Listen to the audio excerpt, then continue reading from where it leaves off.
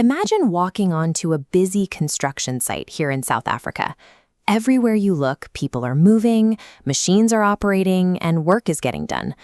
If you spend enough time in a place like this, you quickly learn to spot the dangers. We have a built-in instinct for physical threats.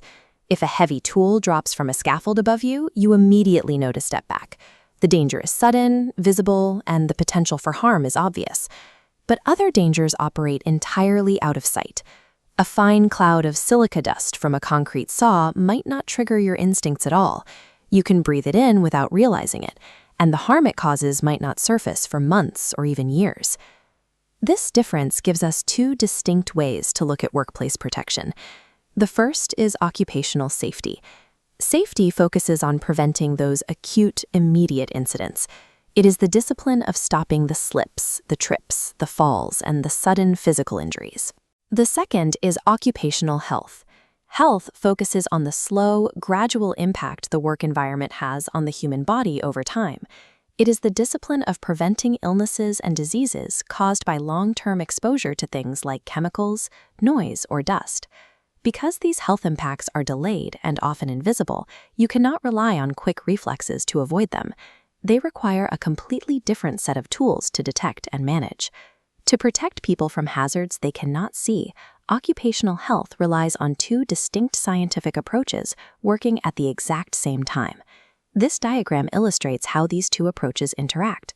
Let's look at the left side first, which represents occupational hygiene. Think of the hygienist as the protector of the work environment.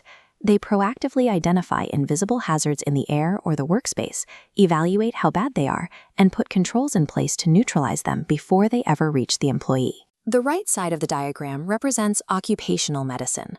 While the hygienist treats the environment, the occupational medical practitioner treats the worker.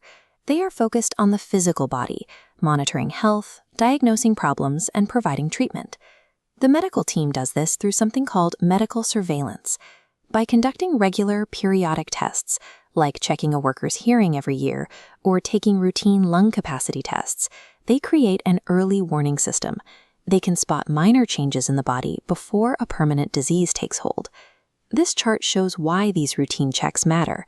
There is a strict mathematical relationship between exposure and dose.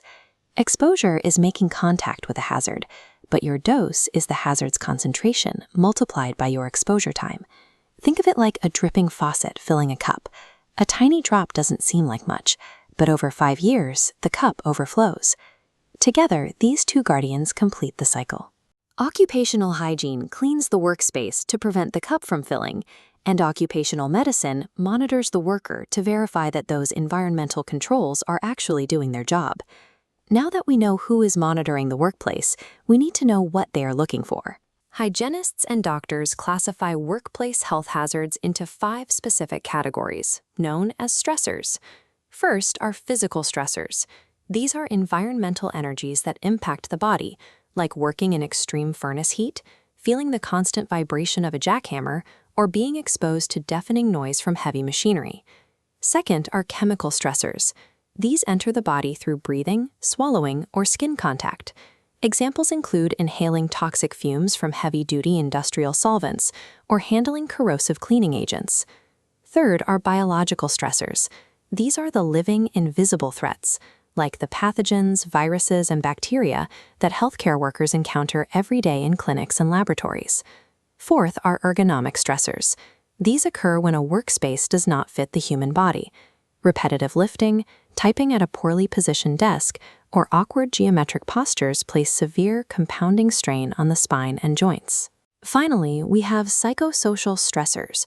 This is the mental and emotional load of the job. Navigating demanding shift work, enduring extreme fatigue, or managing high-stakes stress has very real, measurable physical impacts on the body. This table lists the biological consequences of being exposed to those 5 stressors. The left column shows acute health conditions. Acute means short-term and fast-acting.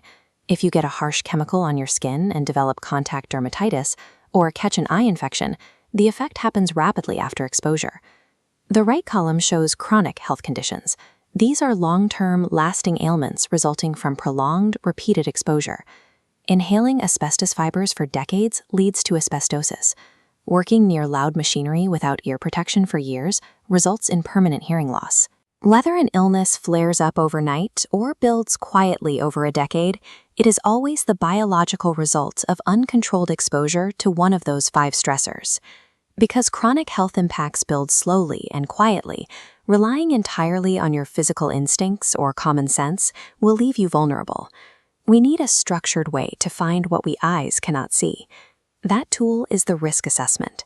Organizations use this formal, step-by-step process to systematically hunt down these invisible stressors, evaluate the exact dose workers are receiving, and neutralize the threat before the damage is done. Let's review what we have covered. We separated immediate safety hazards from long-term health threats.